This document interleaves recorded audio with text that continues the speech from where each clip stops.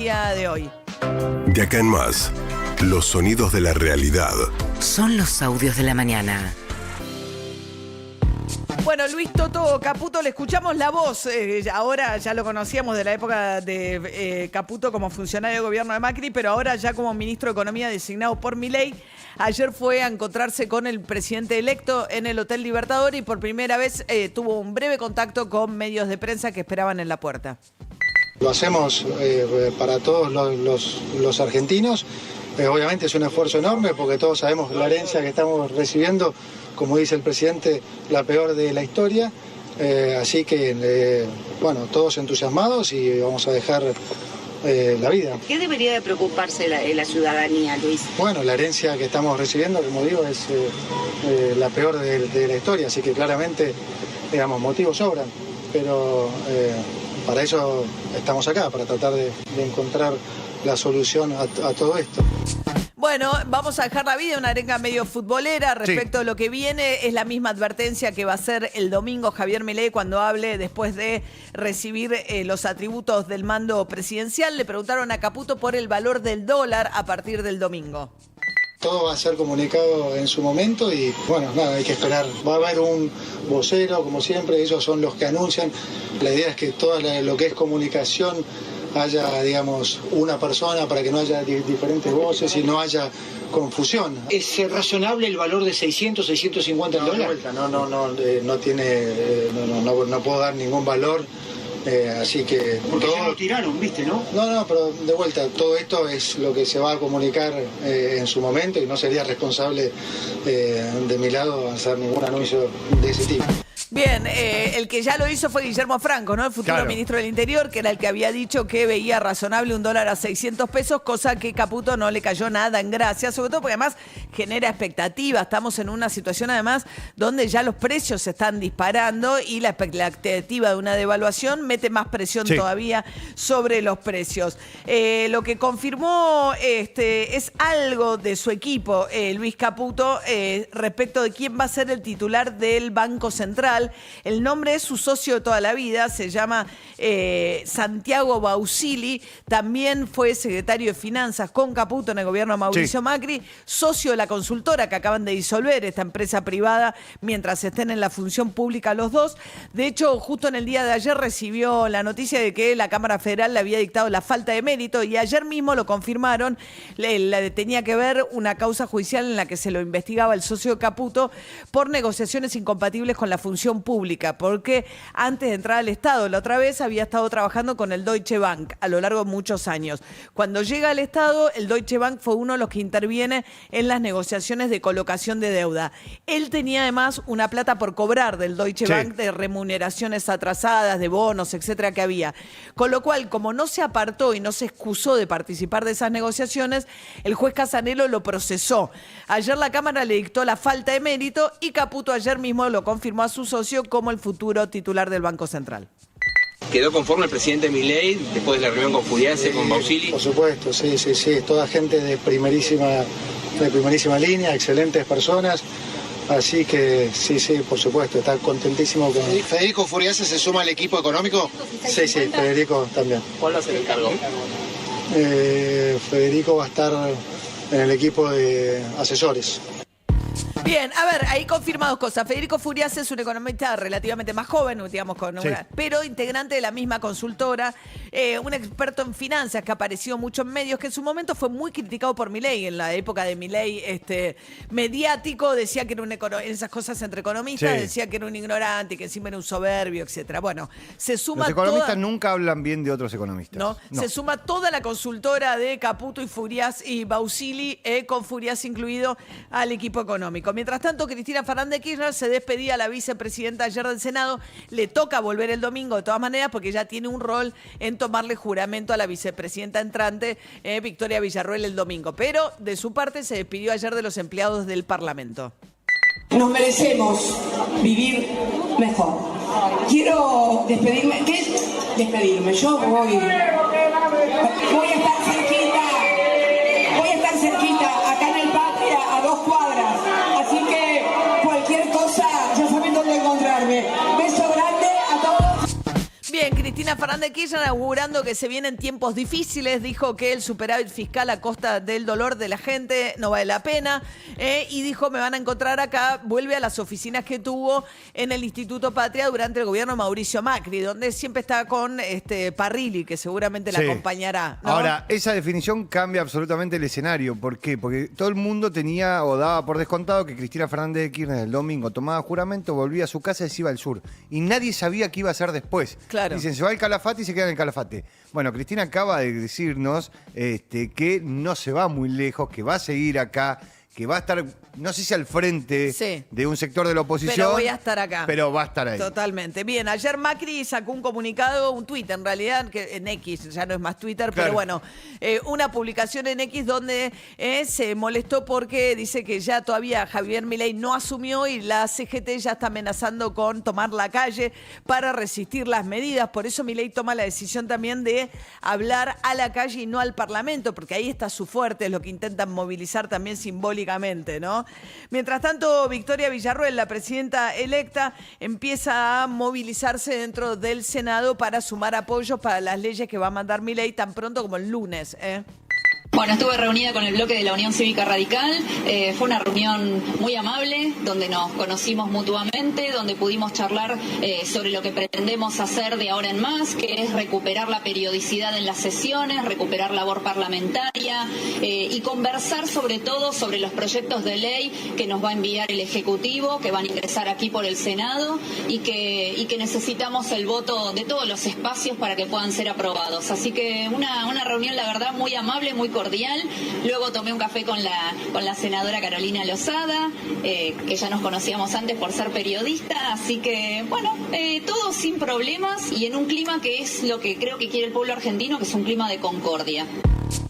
Bueno, sí, los radicales ayer quedaron medio sorprendidos por el buen trato, esperaban otra cosa. Fueron el último bloque al que fue a visitar y le habían dicho barbaridades en la campaña a los radicales. Ahí les dijo Villarroel, bueno, lo de la campaña quedó en la campaña. Tabula rasa. Sí, tabula rasa, arrancamos de cero. Y los radicales ahí le dijeron, nosotros te vamos a apoyar a vos para las autoridades del Senado, a la libertad avanza para todas las autoridades del Senado. Escúchame, ¿y Naidenov quedó afuera del Senado? ¿Termina mandato? O sea, ¿Carolina Lozada se quedó sin el novio en el Senado? Se quedó sin el novio en el Senado. ¿Se acuerdan que era la senadora que perdió la interna contra Puyaro para ser la candidata en Santa Fe y ahora es senadora radical por Santa Fe? Es senadora radical por Santa Fe. Luis Naidenov termina su mandato el 10 de diciembre. Era el presidente del bloque del radicalismo. Se va a ser el presidente, un senador que se llama Vicci, que es un correntino, Peteco Vicci, y Blanco, el vicepresidente del bloque. Mira, mientras tanto, Victoria Villarroel habló de las designaciones, hablando radicales, va de Patricia Bullrich como ministra de Seguridad y Luis Petri como ministro de Defensa, siendo que ella durante la campaña había prometido a Milei que le iba a dar esas áreas a Villarroel y sin embargo, sin consultarla a Villarroel y sin darle espacio para la participación, designó a estos dos ministros que fueron la fórmula presidencial con la que compitió Milei. ¿Tuvo la oportunidad de hablar en los últimos días con Patricia Bullrich, con Luis Petri, ya confirmados en las áreas de seguridad y defensa? Bueno, estuvimos hablando a través de interpósitas personas. Con Luis Petri nos encontramos en el día de mañana. Por supuesto, los felicité por la nueva, por el nuevo nombramiento en los ministerios de Defensa y de Seguridad. Y son decisiones que también ocurren en la política, por el ejercicio de la política y por decisión del presidente Milei, que tiene esa prerrogativa. Así que yo como vicepresidente, como compañera de fórmula y como amiga personal de Javier Milei, por supuesto, lo acompaño y acompaño a los nuevos ministros. Muy bien, todos encuadrados. El otro con el que se reconciliaron es con José Luis Espert. Milei hace muchos años empezó a caminar a la política de la mano de Espert. De hecho, la primera lista que integra es porque los acerca quien era el jefe en aquel momento de Milei, que era Urnequian, ¿no? Cuando Espert le va a pedir plata para la campaña, para una campaña electoral, le dijo, sí, yo te doy plata, pero tenés que incorporar a este muchacho. Y le presenta a Javier Milei. Empezaron a caminar juntos. De hecho, Espert fue candidato de Milei en la provincia de Buenos Aires cuando Milei fue candidato en la ciudad. Después, en la última campaña, se pelearon y Espert fue con Juntos por el Cambio. Pero ya están muy reconciliados y Espert empieza a ser una voz de Milei, de alguna manera, en la Cámara de Diputados. Hay que hacer un ajuste fiscal y ese ajuste fiscal lo tiene que pagar la política. Trabajadores del Estado no van a quedar en la calle. Lo que sí van a quedar en la calle son ñoquis, que esos no son trabajadores del Estado. Esos son ladrones de los buenos trabajadores del Estado que cobran menos por culpa de los ñoquis y son ladrones de los impuestos que paga la gente. Y yo le diría, aquellos que van a defender a ñoquis que van a quedar en la calle, que son ladrones, no empleados públicos, yo diría, no lo vi nunca marchar ni enojarse cuando una empresa fundía y dejaba a trabajadores en la calle. Bien, mientras tanto, la pregunta de qué va a pasar con los medios públicos, tampoco se sabe quién va a quedar a cargo de toda esa área. Hernán Lombardi, que ya ocupó ese cargo en el gobierno de Macri, es uno de los candidatos y decía lo siguiente sobre qué hacer con medios públicos. Estoy convencido que, dado el aparato de propaganda que generó de nuevo el kirchnerismo, por ejemplo en Telam, y de nuevo haber crecido en su planta, y de nuevo haber crecido en el gasto, la línea antisemita que manejan con respecto al conflicto de Medio Oriente es escandalosa. Yo creo, en mi opinión personal, que debe ir a su cierre y liquidación. Si antes alguien se puede privatizar, soy pesimista, pero se puede intentar. Pero creo que hay que ir al cierre y liquidación. ¿Con la televisión pública y Radio Nacional? Bueno, esa es una situación bastante similar. La única duda que te diría, hay algunas radios nacionales del interior del país, particularmente en la zona de fronteras, ¿viste? Donde dicen, aunque parezca mentira, te dejo acá la leche. Sí, mensaje para el hombre de campo. Pero eso, de las 48 filiales, estamos hablando de 10. Bien, la evaluación de Lombardi, hay que ver si Milei termina por asumir la causa del cierre de todo el esquema de medios públicos. ¿Qué tema que tiene Lombardi con los medios públicos? Ya a esta altura debería tratarlo en terapia. Es la tercera vez que va contra los medios públicos. Sí, el tema de el cierre, él echó a una gran cantidad de trabajadores de Telam en su momento y después fueron todos reincorporados vía judicial. Mientras tanto, hay que ver qué pasa con la publicidad oficial. Ayer salió la versión de Nicolás Viñaski en TN de que el primer año no va a haber publicidad oficial para ningún medio nacional. A todos los que nos dicen pauteros y demás, a mí me hace una gracia extraordinaria. Sí. Les digo que esta radio vive en más de un 90% de la publicidad privada, o sea que no tengo idea muy bien a qué se refieren, pero bueno, es como el insulto de moda y ese y vayan a laburar. Vayan a que uno labura, quiere que se queden sin trabajo la gente y después te mandan a laburar. Es como que quieren que pierdas el trabajo y después labures de otra cosa. Exacto. Y hermoso. Si no sos pautero. Bueno, no somos pauteros. Mientras tanto, Juan Grabois habló acerca del episodio, creo que es el tipo de convivencia que tenemos que tratar de respetar y cuidar.